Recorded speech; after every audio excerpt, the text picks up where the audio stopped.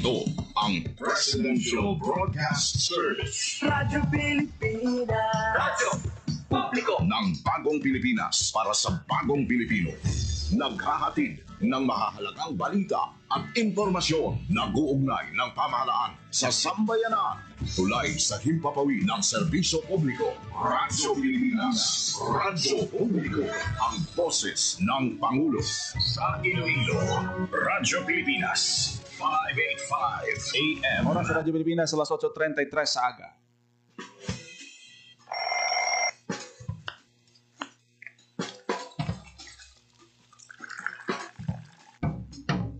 Aga sa Iloilo. Masako. Magahod. Mabagsik. Panibagong adlaw pagkatapos ng paghuway sang gabi antes. Bago nga paglaom.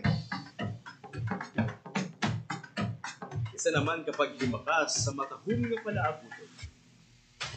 Iloilo Morning, ang programa kaupod ninyo sa pamahaw kunaga. Magadulong sa labing ulihing nga balita. Mga istorya halin sa Iloilo, kag iba niya bahin sang rehiyon. Mga ginahuluhang balan, kag mga trending topic sa social media. Ululupod naton at tumangon ang maayo nga aga. Magpamati na sa Iloilo Morning. Diri sa 585 kHz sa AM band sang inyong mga radyo. Radyo Pilipinas Iloilo, the only government radio station in Western Visayas. Sa imong pag-iay, si Tuto Katulo ang laway. Mayong aga Pilipinas, good morning Western Visayas. Welcome sa Iloilo Morning Program subong adlaw sang Martes, Hulyo 8 kita tuig 2025. Muna lipay. Fine weather sa palibot sang syudad sang Iloilo. Ay, Pero kung udto ga amat-amat nagid init ang aton sining nga temperatura. lakat matakugang mudlak. Ag mataas ang heat index sa gyapon sa mga kauturan naton nga may mga transaksyon nga mapadulong diri sa may city proper. Mas maayo nga magtemprano. Likawan ng sobrang exposure sa init sang adlaw kay dito all throughout the year na niya. Ang mataas naton nga temperatura nga aton nga ginabatya. Subong aga magapatpat kita sa aton siniya mga talalupang don nga mga balita. Igugma kung tagit sang tunay. Diri sa may bayan sang syudad kag probinsya sang Iloilo. Napuhag kahapon ang pila ka mga Siling man sang mo nanay. pumuluyo dira sa may banwa sang Miagaw kasunod sang pagkadakop liwat sang ginapaso ni King Cobra. Di magsiling kita nga kobra o kung manog nga kobra daw tumalagsahon kag daw malaka ina diri nga makit-an diri sa may area sang Western Visayas kag Panay. Pero dira sa may Miagaw do kadua na ni ka beses nga may nadakpan nga King Cobra. Dira sa may campus gid mismo sang UP ha. Di madelikado niya kay venomous snake inaya ang cobra kag ginalikawan nina kay isa lang inaya ka kagat ikaw kon buntogon ka sang King Cobra. Base karon in 5 minutes mang lapsi ka lang bla. Kay tungod sang iya siniya nga pagka Inday. venomous nga klase sang manog. Di karon ginbululigan nga madakop ining King Cobra Nalipay. sang pila man ka empleyado dira sa UPV kag amo ning gina-follow up naton kung diin na ni subong kung ano ning plano kay ginton over ini sa Municipal Environment and Natural Resources Office kay nag-establishar kita tani sang kontak kay Engineer Ray Musura ang Menro Officer sa Banwa sang Miagaw kay ang ini nga manog hindi ni pwede kuno nga patyon mo. May layi kita nga naga-proteher o naga-dumili sa pagpatay sang kasubong sapat. Ito bisa daw mabutang ka sa risgo kay delikado man ini ibuyan ini sa wild liwat basi magdamo nagid bala.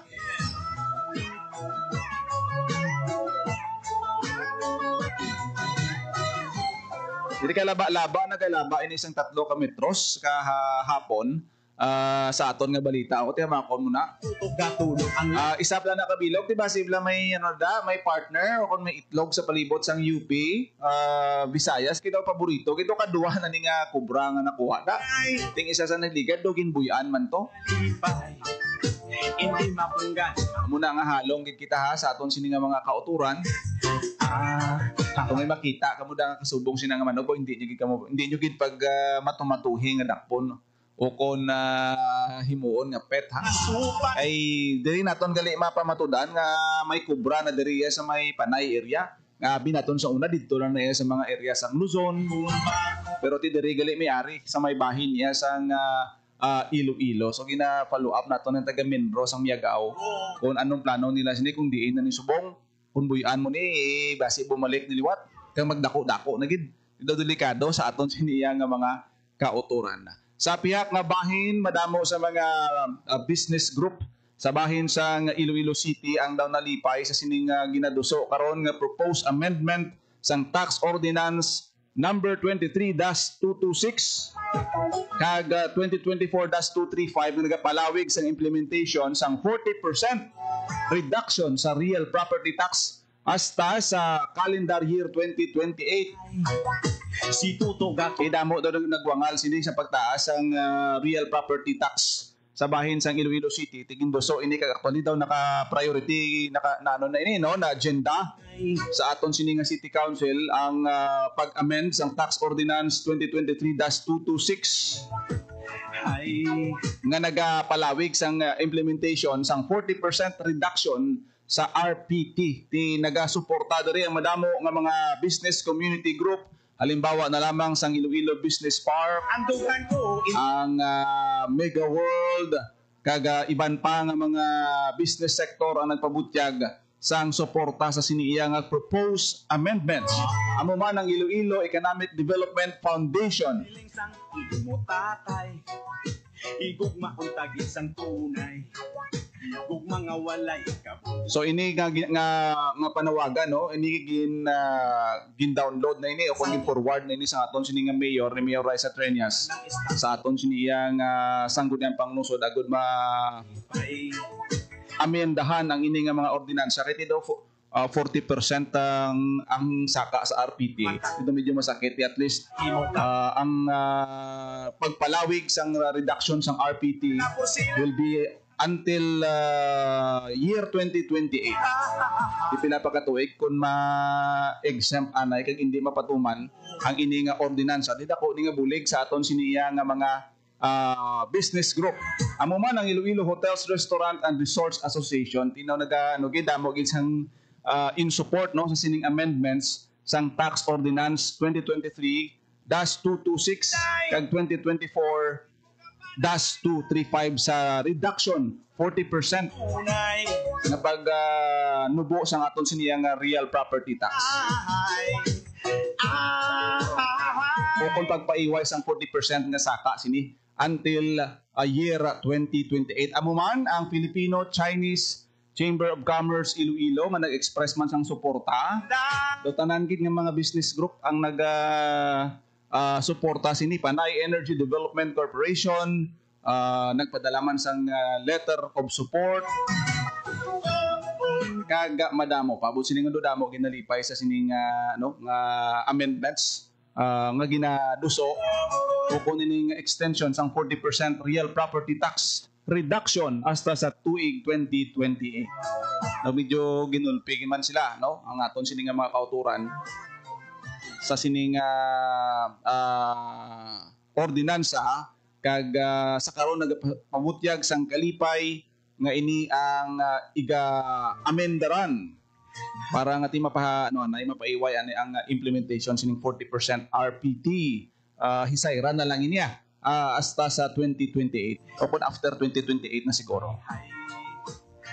Sa pihak nga bahin, isa ka semana bago magpungko bilang alkalde sang syudad sang Iloilo, ang aton sini nga alkalde si Mayor Raisa Treñas ang nagpangabay sa mga empleyado sang City Hall nga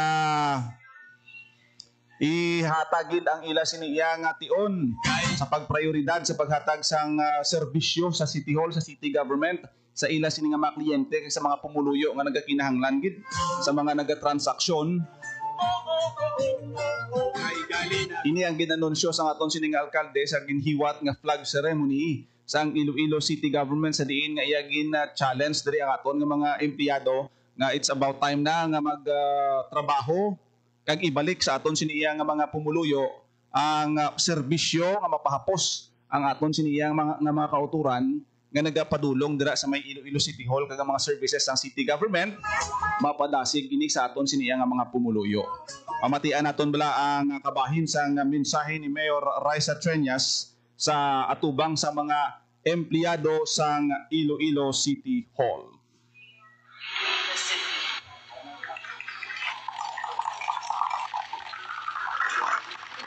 For the past week, every day reminds me that leadership is not about position, but leadership is about service.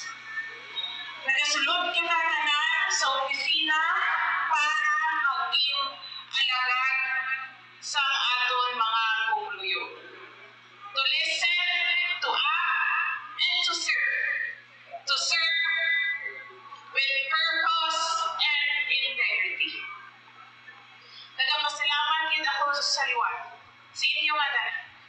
Kay tungod sa inyong pagbulig, nalabutanan naton ang aton handog sa aton syudad. Naging multi-awarded Iloilo City na kita since 2019. Kadamong naging award sa syudad. UNESCO City of Gastronomy.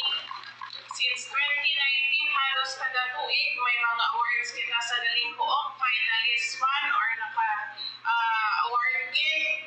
Kung balaan nyo lang, si Nico, kinapilit naman, ikapit naman na niya award. Kaya ang atom na syudad, the only smoke-free city in the ASEAN region na ka-gold award kita. Kaya mo pa kung kay Nico, kung ikapit naman na Nico, ito mabugaan na din. Kaya nagagauntan nila ay kadamo pakitahan. Handong para sa aton kabataan, handong para sa aton nga makabulig kita Manila ang trabaho, handong para sa aton komunidad. Kaya opisina, may anak din kita kinalamanan ng trabaho, ka-role, para makugit din natin ang aton nato. Also, I would like to take this honor to honor our city legal officer, Attorney Edgar.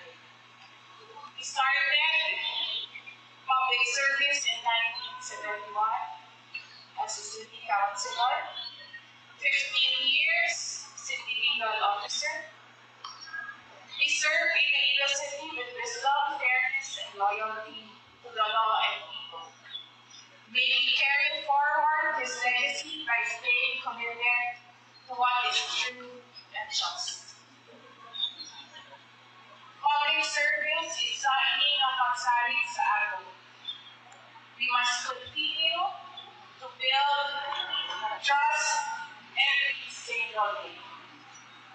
So let's continue to serve our fellow Ilonggos and lead with discipline, and let us continue to work as one for our beloved Iloilo City. Nabatian ang kabahin sa mensahe, no? Encouragement ni Mayor Raisa Treñas sa aton sini nga mga empleyado ngayang ginambal nga kinahanglan naton i-build ang trust sa aton sini nga mga kauturan sa mga constituents Hindi makatulog nga nagakinahanglan sa aton sini nga pagserbisyo. Kung magkanto kasubong sa City Hall, naka-half mast ang flag ang hayahay sang pungsod dira sa atubang ini bilang pagdumdum, no, sa pagtaliwan sang isa sa mga mga pinakadugay ng opisyal sa Iloilo City Government nga nagpungko bilang city legal officer naton nga nagtaliwan sa nagligad si Attorney Edgardo Hill. Atigin appointment ini siya ni Mayor Raisa Treñas bilang chief sa aton sining City Legal Office. Daw ay gani masimanahi after sang appointment amo ning natabo, no, napatay si Attorney Edgar Hill. 91 years old na si Attorney Hill, Pero supposed to be manog-retire ka na sina eh. Ang retirement gani sa government is 65. Di may mga 91 years old pa yang mga employees. Dira kasubong ni anay legal officer Attorney Edgar Hill nga sige ang pagpanerbisyo kag extend sang ila sining serbisyo bilang katapo sang City Legal Office sa Iloilo City Government. That's why nga dako gid ang respeto, dako gid ang pagkilala sa iya sang Iloilo City Government. Nga isa man sa mga salandigan, kung mo city legal ka, siyempre ang tanan nga mga consultation na legal dira no sa mga transaksyon sa Iloilo City Government sa inyo gina-refer. Ihalin pa sang time ni Mayor Jerry Treñas hasta subong nga 2025. Kung mo sa akon nga tunay, ako sa imo nali. So kung tanawon mo ta naka-half mast na subong ang aton siniya nga hayahay sang pungsod sa Iloilo City Government. Kag subong man ginpasidunggan sang aton siniya nga syudad sang Iloilo, 4 ka mga police stations diri sa may Iloilo City Police Office nga nagpakita sang katandos sa ila kampanya kontra illegal nga droga.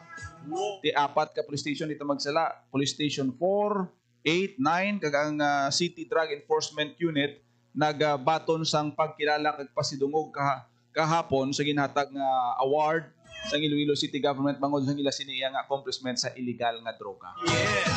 Kampanya kontra illegal nga droga kag ti ang pasalig diri sa aton siniya lokal nga panguluhan is to support full support sa aton siniya nga kapulisan by providing logistics ang kinahanglanon nga mga vehicles, patrols, armas, kag kung ano pa no para nga mapasangkad ang aton siniya nga seguridad.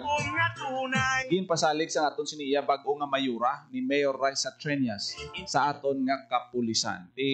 Ang ining awarding quarterly ini nga ginahiwat ang accomplishment sang aton nga kapulisan especially sa kampanya batok sa illegal nga droga. Second quarter awardees amuning 4 ka mga police station nga may madamo sang accomplishment kag number of operations subong man mga apprehension and recoveries diri sa may bahin sang Iloilo City. Ini ginbaton sang ila sini nga mga chief nga present sa ginhiwat nga awarding pagkatapos sang flag ceremony sa Iloilo City Hall.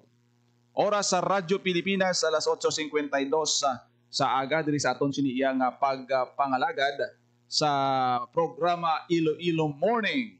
Sa iban pa nga mga balita kag mga impormasyon na karon sa iban naton nga mga programa ipalayag naton ang iban pa naton nga mga balita. May plano ang syudad sang Iloilo nga papintahan ang aton nga mga old buildings, commercial buildings diri sa may bahin sang Calle Real. Tinamo kita di mga heritage building. Wala pa ni gyapon magkalaguba. Ang larong iban sini nagakataktak man ang iyang simento sa babaw. That's why ginpaidalom ini sa retrofit sa nagligad. Kag inspeksyon sang Office of the Building Official, gin-evaluate kung pila ka structure ang kinahanglan nga i-repair o kung ipabakuron, iparehab kiti ang mga buildings di sa city proper. Mga dumaan pa niya nga mga building mo taga 1940s pa niya. Matakugang Hundreds years na ni dugay-dugay ang iban, sige pa ang tindog. mga supa malapot Kagkatahom sang design kung hindi ka mo kung hindi mo malipat, ang underground cabling gin-implement especially diri sa may area sang Calle Real, diri na dinalocate ang mga buildings nga ini, ang mga daan nga mga buildings nga tinagaspik niya sa una, sang vibrant nga ekonomiya sang Iloilo City, sang mga pre-World War II, mga walay mga buildings diri naton makitaan. So ang aton Iloilo City Government plano ini nga patahumon, pintahan kag ipang-rehab dai. Budlay man da nga mangumpra kada, mamakal kada sa sidewalk tapos hulugan kada sang semento, kadelikado sa aton sini nga mga nagapamakal. sa imo Part naman na sang rehabilitation, no? Hindi lang tani pinta, kundi mayara ini sang gin-evaluate ini sa naligad sang obo kung ano nga mga building ang ano nagid wasakon kag ang iban ipabilin. Ikatahom sang design sinadira no kabay pa ma-preserve ini kag isa ini sa mga matahom nga plano ang pag pa-improve kabuylog sang aton sini nga NCCA. kag Iloilo City Government may mas sponsor man arang NCCA. Kuita matawhay hay. Amo niya ang old Iloilo City nga ginahambal nila mo. Ang mga heritage building gina-preserve. Madamo kita sa mga dumaan nga building diri nga ginapakayo, ginapatahom kaupod ang NCCA. Matakugamod lat sa Ang mga plaza naton gani, kita mo from Molo, Haro Plaza, ang Belfry, ginrehab na. So part ini ang pag-rehab man sa mga buildings diri sa may Calle Real.